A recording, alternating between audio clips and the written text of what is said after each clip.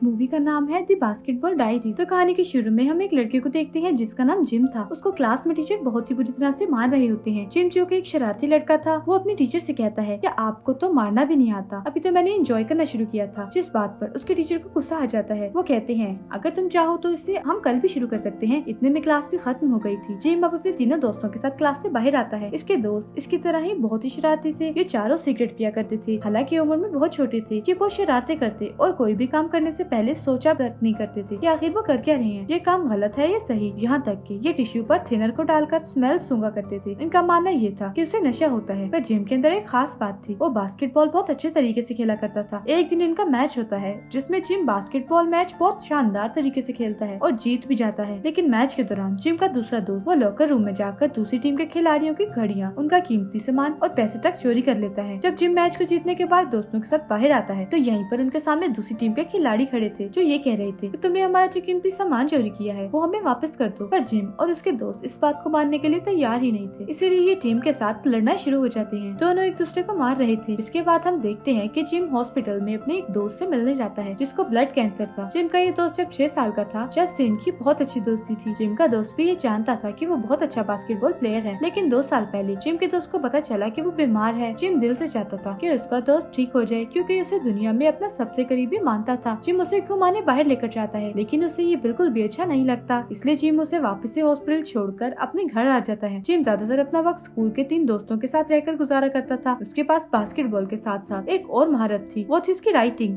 जब भी जिम के दिमाग में कोई ख्याल आता, कोई पोएम, तो वो उसे अपनी डायरी में लिख लिया करता था। उधर जिम का दोस्त जो हॉस्पिटल में बीमार था वो भी कुछ दिन बाद मर जाता है। जिम जब उसे देखने जाता है जिसकी हालत बहुत बुरी थी, वो अपनी बीमारी से ढांचे में बदल गया था। जिम उसकी ऐसी हालत देखकर बहुत रोता है। उसकी मौत के बाद इसे कुछ समझ नहीं आता कि वो अब अपनी जिंदगी में क्या करे। जिम अपने स्कूल के दोस्तों के साथ जब फिल्म देखकर आ रहा था तब वो बहुत दुखी था। वो बस अपने दोस्त की मौत के बारे में ही सोच रहा था। इसीलिए वो अपने दोस्तों को छोड़कर एक बेसमेंट में जाता है जहाँ पर कुछ लोग बैठे हीरोइन का नशा कर रहे थे। जिम वहाँ पर पहली बार उनसे इंजेक्शन लेकर खुद को लगा लेता है और उसे लगाने के बाद तो जिम का जैसे दुख दर्द सब कुछ खत्म हो गया था। वो एक अलग ही दुनिया में पहुँच गया था। और जब ये अपने घर आता है इसकी मॉम इसकी ऐसी हालत देखकर बहुत ज्यादा परेशान होती है। जिम अपनी मॉम से कहता है कि मॉम मुझे छोड़ दे, आप कुछ नहीं जानती। अब आहिस्ता आहिस्ता जिम और उसके दोस्तों ने इस नशे को करना शुरू कर दिया था। यहाँ से शुरू हुई थी जिम की बर्बादी। पहले तो ये हफ्ते में 1 दफा ही करते थे, फिर 2 दिन और फिर आहिस्ता आहिस्ता इन्हें ऐसा लगने लगा कि इन्हें हर वक्त वो नशा चाहिए। लेकिन इस नशे के लिए बहुत सारे पैसे चाहिए थे। इसलिए रात को जब एक बूढ़ी औरत अपने घर जा रही थी तो ये उसका पर्स चोरी कर लेते हैं। यहाँ तक कि जिम का एक दोस्त उस बूढ़ी औरत को बहुत मारता है। अगले दिन स्कूल में जब ये चर्च में जाते हैं तो वहाँ पर फादर इन्हें अंदर आने को कहते हैं। जिम जाने से मना कर देता है और कहता है आज मैं चर्च में नहीं आऊंगा। पर फादर के कहने पर वो चला जाता है और जिम को कन्फेस रूम में बिठाया गया था। दरअसल ये एक ऐसा रूम था जहाँ पर एक इंसान फादर के सामने दिल की बात कहा करती थी जो फादर उस इंसान के दरमियान ही रहा करती थी। यहाँ पर जिम फादर को सब कुछ बताना चाहता था, अपने बुरे काम, अपने नशे के बारे में, लेकिन कुछ भी नहीं बताता। वो रोज ये सोचता बस आज वो नशा करेगा जो आखिरी बार होगा। पर वो दिन कभी आया ही नहीं कि जिम ने नशे का छोड़ा हो। नशा अब उसकी आदत बन चुकी थी क्योंकि किसी भी चीज की आदत छोड़ना इंसान के लिए बहुत मुश्किल है। एक दिन जिम स्कूल के बाथरूम में नशा कर रहा था जहाँ पर इसके मैच का कोच इसे देख लेता है। जिम नशे में था। कोच उसका फायदा उठाने की कोशिश करता है और उससे पैसे भी देता है। पर जिम को जब थोड़ा सा होश आया था तो वो उसे मारकर वहाँ से भगा देता है। अगले दिन जिम का मैच था। ये मैच से पहले भी नशा करता है। यहाँ पर इसका एक दोस्त इसे मना कर रहा था, कहता है कि ऐसा मत करो यार, पर ये उसकी बात नहीं मानती और उसे छोड़कर तीनों दोस्त नशे की गोलियां ले लेते हैं। अब जब मैच शुरू होता है तो जिम और उसका दोस्त जिसने नशे की गोलियां ली थी ये दोनों होश में नहीं थे। ये बहुत ही बुरी तरह से मैच को हार जाते हैं। जब स्कूल के फादर को ये बात पता चलती है कि ये सब नशा करते हैं तो वो वहाँ पर पुलिस को ले आए थे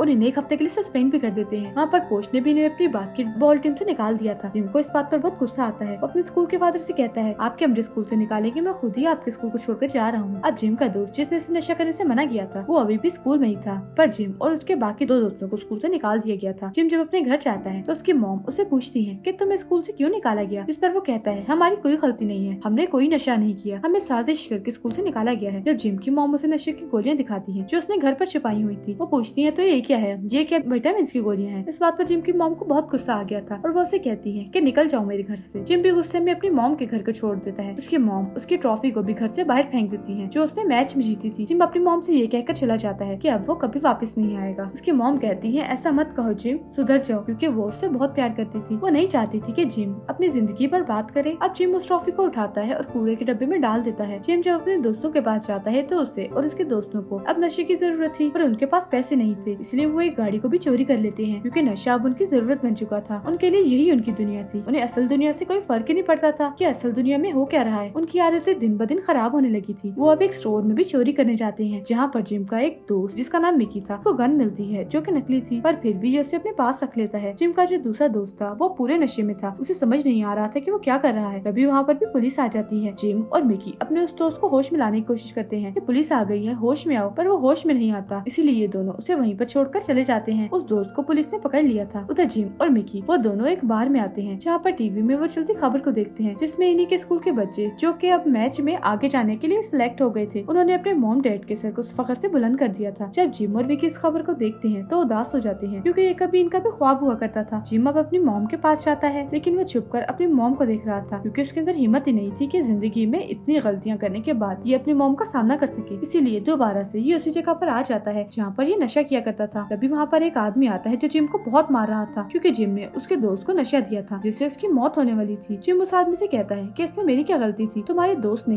उस नशे को हजम नहीं किया। पर वो आदमी से बहुत मारता है और सीढ़ियों से भी नीचे गिरा देता है। जिम के दिमाग ने अब काम करना भी बंद कर दिया था। उसको अलग अलग तरह से हेलुसिनेट होना शुरू हो जाता है। कभी से नजर आता है कि वो बास्केटबॉल खेल रहा है, उसके नाइट में आग लगी हुई है, लेकिन ये सब कुछ उसका सिर्फ ख्याल था। वो आदमी उसे मारकर बर्फ के ऊपर गिरा गया था। तभी यहाँ पर एक और आदमी आता है जिसका नाम रैकी था। जिम जब नशा नहीं करता था तो रैकी इसके साथ बास्केटबॉल प्रैक्टिस किया करता था। उसे ये बात पता थी कि जिम एक बहुत अच्छा प्लेयर है, इसीलिए उसे उठाकर अपने घर ले जाता है। जब जिम को होश आता है तो वो रैकी के घर से जाना चाहता था। जब वो अपने कोट की जेब को चेक करता है तो उसमें उसके नशे की दवाई नहीं थी। जिम उस आदमी से कहता है कि तुम मेरे नशे की दवाई मुझे दे दो, पर वो कहता है नहीं, मैं ऐसा तुम्हें तुम्हारी जिंदगी बर्बाद करने नहीं दूंगा। वो उसी के सामने उसकी नशे की दवाई को पानी में फ्लश कर देता है। जिम को उस पर गुस्सा आ रहा था, वो अपने कंट्रोल से बाहर हो जाता है और रैकी से कहता है तुमने मेरे नशे को जाया किया, अब तुम मुझे इसके पैसे दोगे। पर रैकी उसे पकड़ लेता है और कहता है तुम यहाँ से अब कहीं नहीं जाओगे जब तक तुम खुद पर कंट्रोल ना कर लो। वो उसके कमरे के आगे पहरेदारों की तरह बैठ जाता है। नशा ना करने की वजह से जिम की हालत बहुत ज्यादा खराब थी, मगर अब आहिस्ता आहिस्ता वो नॉर्मल हो रहा था। जब सुबह होती है तो रैकी उससे कहता है मैं अपने काम पर जा रहा हूँ, तुम यहीं पर रहना। रैकी के जाने के बाद जिम खुद पर कंट्रोल करने की कोशिश करता है, पर नहीं कर पाता। उसे एक बार फिर पूरी दुनिया घूमती नजर आ रही थी। वो अब रैकी के घर में पैसे ढूंढने लगता है, पर उसे नहीं मिलते। इसीलिए अब वो यहाँ से एक लड़के के पास जाता है जो पहले कभी इसके दोस्त हुआ करती थी। ये लड़की भी नशा करती थी। जिम अब उससे पैसे मांगता है, पर वो नहीं देती, क्योंकि एक बार इसने भी जिम से पैसे मांगे थे, पर जिम ने देने से मना कर दिया था। जिम उसकी बहुत मिन्नतें करता है, इसलिए वो लड़की अब बैग से पैसे निकाल कर जमीन पर फेंक देती है और चली जाती है। जिम को उसकी इस हरकत पर बहुत गुस्सा आता है। वो कहता है मैं जानता हूँ तुम कौन हो, तुम एक बुरी लड़की हो, पर वो वहाँ से चली गई थी। जिम अब जमीन पर गिरे हुए पैसे को उठा लेता है, क्योंकि वो ऐसे स्टेज पर था जहाँ पर इज्जत नफ्स कोई मायने नहीं रखता। लेकिन अब ये पैसे भी नशा करने के लिए काफी नहीं थे, इसलिए जिम एक बूढ़े आदमी के साथ गलत काम करके पैसे लेता है। जिसके बाद ये अपने दोस्त मिकी के पास जाता है और ये दोनों मिलकर एक आदमी के पास जाकर उसे नशा खरीदते हैं। लेकिन जब ये उसे टेस्ट करते हैं तो वो नशा नकली था। ये दोनों भागकर उस आदमी के पीछे जाते हैं जो भागता भागता एक बिल्डिंग की छत पर आ गया था। मिकी जब उसे पकड़ने की कोशिश करता है तो उस आदमी का पाँव स्लिप हो जाता है, जिससे वो नीचे गिरकर मर गया था। जिम जब वहाँ पर पहुँचता है तो मिकी से कहता है ये तुमने क्या किया, अब हमें कोई नहीं बचा सकता, तुमने उसे मार दिया। और जब मिकी नीचे जाकर चेक करता है तो कुछ गैंग के लोग आकर उसे पकड़ लेते हैं और बहुत मारते हैं। पुलिस ने भी उसे पकड़ लिया था। इतना सब कुछ होने के बाद भी जिम को समझ नहीं आई थी। वो दोबारा से अपनी मॉम के पास जाता है और कहता है प्लीज मॉम मुझे पैसे दे दो, मैं आपका बेटा हूँ, मेरे साथ ऐसा मत करो। पर उसकी मॉम उसे पैसे नहीं देती, क्योंकि वो जानती थी अगर उन्होंने उसे पैसे दिए तो वो नशा करेगा। और अब उसकी मॉम ऐसा नहीं चाहती थी, तो इसीलिए वो पुलिस को कॉल कर देती है, क्योंकि वह सोच रही थी शायद जिम जेल में रहे तो नशे की आदत को वो छोड़ देगा। जिम को पुलिस वहाँ पर आकर पकड़ कर ले जाती है। वो अपनी मॉम से यही कह रहा था प्लीज मॉम मुझे बचा ले, मैं सुधर जाऊंगा। पर उसकी मॉम उसकी एक नहीं सुनती। जिम ने जितने भी गुनाह किए थे उसे 6 महीने की सजा दी जाती है। इन 6 महीनों में वो अपनी डायरी जो लिखता था उसे भी पूरा कर लेता है। जब 6 महीने बाद वो जेल से बाहर आया तो हम उसे एक स्टेज के बाहर देखते हैं, दरअसल जहाँ पर उसने अपनी पोइट्री शायरी को पढ़ना था जो उसने अपनी डायरी में लिखी। तब यहाँ पर उसका दोस्त आता है जिसको पुलिस ने सबसे पहले पकड़ा था। वो कहता है जिम मेरे पास एक बहुत अच्छा नशा है। पर जिम कहता है नहीं, मैंने ये सब कुछ छोड़ दिया है, मैं वापस से उस दुनिया में नहीं जाना चाहता, पर मेरे दोस्त अपना ख्याल रखना। इतना कहकर वो स्टेज पर आ जाता है जहाँ पर वो सबको अपनी शायरी सुनाता है जो सबको बहुत अच्छी लगती है। सब तालियां बजा रहे थे। आखिर में हमें बताया जाता है कि जिम ने 17 साल की उम्र में अपनी डायरी को पूरा किया, जिसका नाम था द बास्केटबॉल डायरीज, जो उस मूवी का नाम भी है, जो कि बहुत ज्यादा मशहूर हुई थी। और 22 साल तक जिम कैरोल के 2 नॉवेल्स भी पब्लिश हुए। तो ये थी कहानी जिम की, जो हमें ये मैसेज देती है कि अपनी जिंदगी में हमेशा सही रास्ते पर चलें, बुरी हरकतों से बचें और बुरे दोस्तों की सोबतों से दूर रहें। हर बुरा काम करने से पहले या किसी भी बुरी चीज को अपनी आदत बनाने से पहले ये सोच लें कि इसका असर आपके माँ बाप की जिंदगी पर भी पड़ता है। अगर जिम की मॉम उस दिन पुलिस को ना बुलाती तो जिम कभी भी नशे को ना छोड़ता और शायद कुछ साल बाद मर जाता। तो हर बुरी आदत से दूर रहें। इसी मैसेज के साथ ये कहानी यहीं पर खत्म हो जाती है। Thank you for watching.